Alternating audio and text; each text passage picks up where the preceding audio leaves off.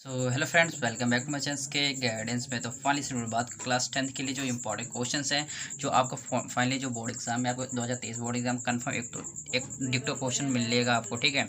इससे पहले चैनल को सब्सक्राइब नहीं किया तो चैनल को सब्सक्राइब करना है, बेल आइकन को प्रेस करना है, जिससे video notification back to back मिल सके आपको। और चलिए वीडियो को स्टार्ट करते हैं। देखिए, सबसे पहले मैं इसमें मोस्ट इंपॉर्टेंट क्वेश्चन यही सिलेक्टेड क्वेश्चन करा रहा हूँ जो आपको कंफर्म 101% बोर्ड एग्जाम में देखने को मिलेगा।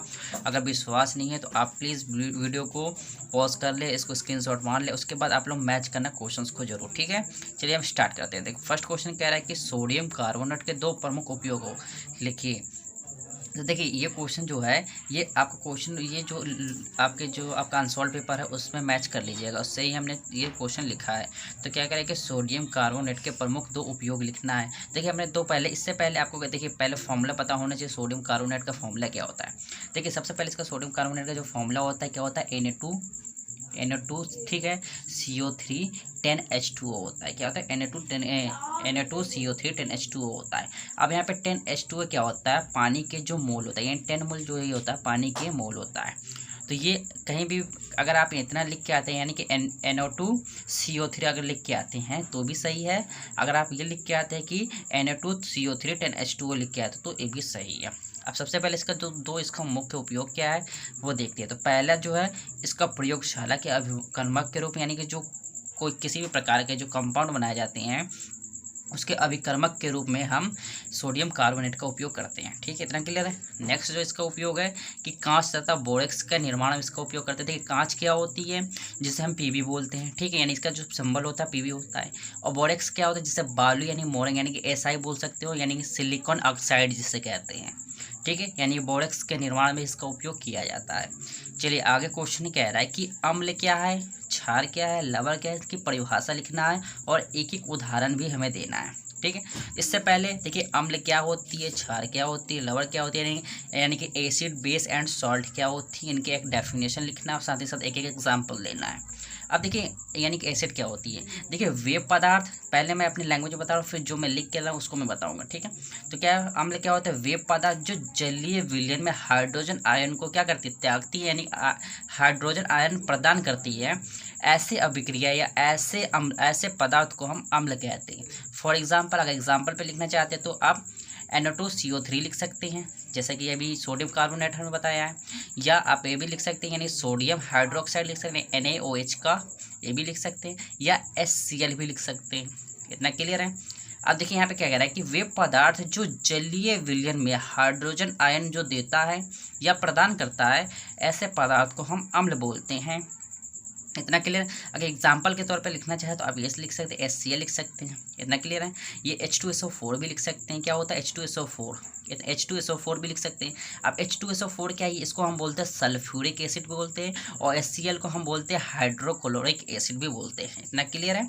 अब चलिए आगे क्वेश्चन, आगे इसमें क्या, यानी कि हमारा बेस क्या होती है, वे पदार्थ। अब जैसे इसका अपोजिट, इसमें क्या ग्रहण करता है और इसमें क्या करता है, आयन को प्रदान करता है। उसमें अम्ल में क्या करता था, आयन को प्रदान करता था, और इसमें क्या करता है, अम्ल का जो आयन्स होता है उसको ग्रहण करता है। तो वे पदार्थ जो जलीय विलयन में हाइड्रोजन आयन को ग्रहण करती है, ऐसे पदार्थ को या ऐसे कंपाउंड को हम क्या बोलते हैं, यानी कि एसिड बोलते हैं, सॉरी बेस बोलते हैं। इतना क्लियर है। फॉर एग्जाम्पल, अगर एग्जाम्पल लिखना चाहते हैं तो आप ये लिख सकते हैं, क्या, यानी कि NaOH का होल ट्वाइस, जहाँ भी ये OH समूह दिखे, जहाँ भी OH समूह दिखे, जैसे कि KOH यानी पोटेशियम हाइड्रोक्साइड, जहाँ भी OH समूह अगर आपको दिखे वहाँ पे आप आंख बंद करके क्या मारते हैं, यानी कि क्षारीय होगा, यानी कि हमारे पास ये बेस का काम करेगा। इतना क्लियर है। आई होप ये क्लियर हुआ होगा। चलिए आगे क्वेश्चन देखते हैं। यानी इसी का जो पार्ट है, हमने एग्जाम्पल के साथ में एक एक नहीं दो एग्जाम्पल मैं बता रहा हूँ आपको। अब देखिए, सॉल्ट क्या होती है। देखिए, सॉल्ट का मतलब क्या है कि ऐसे पदार्थ जो प्रबल अम्ल तथा प्रबल क्षार की अभिक्रिया के फलस्वरूप जो उसका निर्माण होता है, वैसे ऐसे कंपाउंड को हम क्या बोलते हैं, यानी कि लवण बोलते हैं, यानी कि सॉल्ट बोलते हैं। जैसे कि एग्जाम्पल के तौर पर बोलना चाहता हूँ, इसका एग्जाम्पल क्या होता है, वाटर, यानी कि H2O।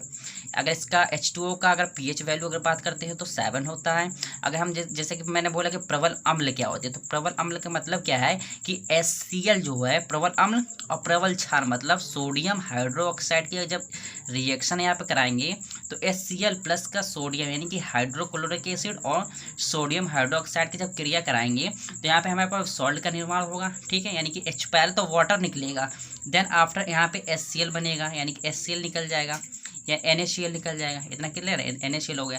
तो जो NaCl है ये कंपाउंड बना, NaCl जो है यही आपका क्या है, सॉल्ट है यानी कि नमक है। इतना क्लियर है। तो मैंने आपको एग्जांपल बता दिया, और यहाँ पे जो हमारे पास कंपाउंड मेन बना वो हमारे पास वाटर बना। इतना क्लियर है। चलिए आगे क्वेश्चन कह रहा है कि प्रयोगशाला में सर्वप्रथम किस कार्बनिक यौगिक का निर्माण हुआ था, इसका रासायनिक सूत्र लिखिए। प्रयोगशाला में सर्वप्रथम किस कार्बनिक यौगिक का निर्माण हुआ था, इसका हमें नाम लिखना है। देखिए प्रयोगशाला की बात करते हैं तो सर्वप्रथम यूरिया नामक कार्बनिक पदार्थ निर्माण हुआ था। इसका जो रासायनिक सूत्र होता है, यहाँ पे पहले आंसर के तौर पर अगर लिखना चाहते हैं तो यूरिया लिखेंगे। क्या लिखेंगे, यूरिया लिखेंगे। इसका फॉर्मूला क्या होता है, NH2 होता है, CO होता है और NH2 होता है। इतना क्लियर है। और ये इतना फॉर्मूला हो गया। तो क्या होता है, फॉर्मूला क्या होता है, NH2 CO NH2 इसका फॉर्मूला होता है। और सर्वप्रथम किस कार्बनिक यौगिक का निर्माण हुआ था, यूरिया का हुआ था।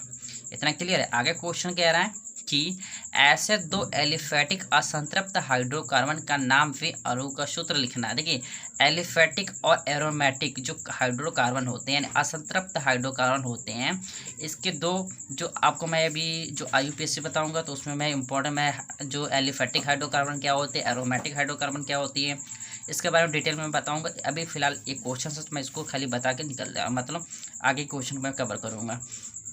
दो क्या कह रहा है कि दो एलिफेटिक असंतृप्त हाइड्रोकार्बन के हमें अणु सूत्र लिखना है। किसी भी दो एलिफेटिक मतलब ऐसे एलिफेटिक जिसमें जो हमारे कार्बन के बीच जो हमारे पास कंपाउंड बनेगा वो एक चक्रीय यानी कुल मिलाकर के इस फॉर्म में नहीं बने। जैसे कि बेंजीन का बोलते हैं तो C6H2 सॉरी इसका जो बेंजीन का होता है C6 होता है और H6 होता है। तो हम ये बेंजीन को हम इस फॉर्मेट में भी लिख सकते हैं। क्या है इसके, देखिए यहाँ पे जो कोने पे होता है 6 कार्बन होता है, यहाँ पे सिंगल बॉन्ड से जुड़े होते हैं। यहाँ पे इतना क्लियर है। तो हम इस तरीके से भी इसको लिख सकते हैं और C6H6 से भी डिनोट कर सकते हैं। इसी तरीके से ये तो हमारे पास एरोमेटिक कार्बन हाइड्रोकार्बन हो गया। लेकिन हमें क्या चाहिए, एलिफेटिक चाहिए। तो एलिफेटिक को हम किसी भी तरीके से लिख सकते हैं, यानी कि जैसे मेथेन है, जैसे मेथेन क्या होता है तो मेथेन का फॉर्मूला क्या है, CH4 होता है। लेकिन हमें तो एलिफेटिक चाहिए, एलिफेटिक में जो मेथेन असंतृप्त चाहिए। एलिफेटिक तो हमारे पास ये संतृप्त होता है और ये क्या होता है, ये एलिफेटिक तो होता है लेकिन संतृप्त हाइड्रोकार्बन होता है, तो ये तो होगा नहीं। तो ये हमारे पास क्या होगा, C2H2 लिख सकते हैं या C2H4 लिख सकते हैं। क्यों, एलिफेटिक असंतृप्त हाइड्रोकार्बन वे होते हैं जिसमें सिंगल बॉन्ड ना हो, डबल बॉन्ड या ट्रिपल बॉन्ड पाए जाते हैं। ऐसे हाइड्रोकार्बन को एलिफेटिक असंतृप्त हाइड्रोकार्बन कहते हैं। इतना क्लियर है।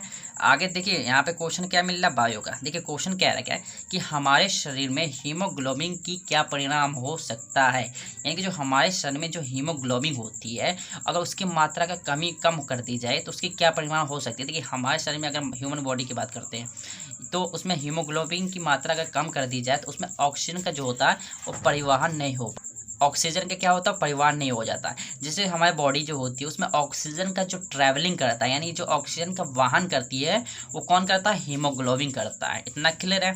जैसे आप फॉर एग्जांपल जैसे कोयले खदानों जो व्यक्ति काम करता है उनके अगर बॉडी में अगर जाँच करेंगे ब्लड तो उसमें उनकी ब्लड में हीमोग्लोबिन की मात्रा क्या होती है, कम होती है। क्यों कम होती है, उनके जो वहाँ खदान होती है वहाँ से जो मीथेन गैस रिलीज होती है, साथ ही साथ वहाँ पे बहुत सारे जैसे CO यानी कार्बन मोनोऑक्साइड जो होती है उसकी मात्रा क्या होती है, अधिक होती है।